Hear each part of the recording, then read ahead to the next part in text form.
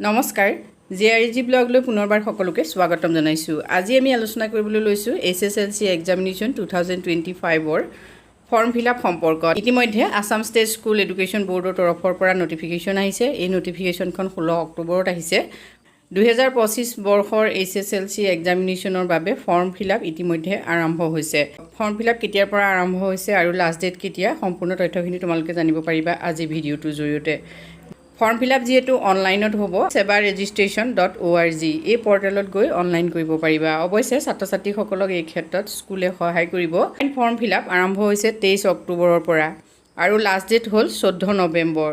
গতিকে 23 অক্টোবৰৰ পৰা 14 নৱেম্বৰৰ ভিতৰত ছাত্ৰ-ছাত্ৰীসকলে অনলাইন কৰিব লাগিব আৰু last date of online payment challan generation 15 November 2024।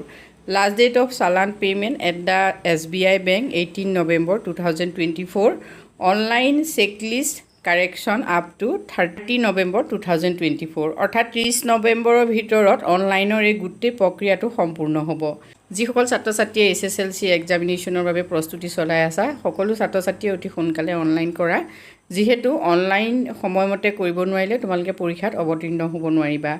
আৰু এই ক্ষেত্ৰত যেহেতু সকলোখিনি কাম স্কুলে কৰে গতিকে স্কুলৰ ইনষ্ট্ৰাকশ্যন অনুসৰি তোমালোকে কামখিনি কৰিবা। আজি ভিডিঅ'টোত আমি তোমালোকৰ বাবে এইখিনি কথা আগবঢ়াইছোঁ। যদি ভাল লাগিছে কমেণ্ট কৰি জনাবা। আজিলৈ ইমানেই, ধন্যবাদ।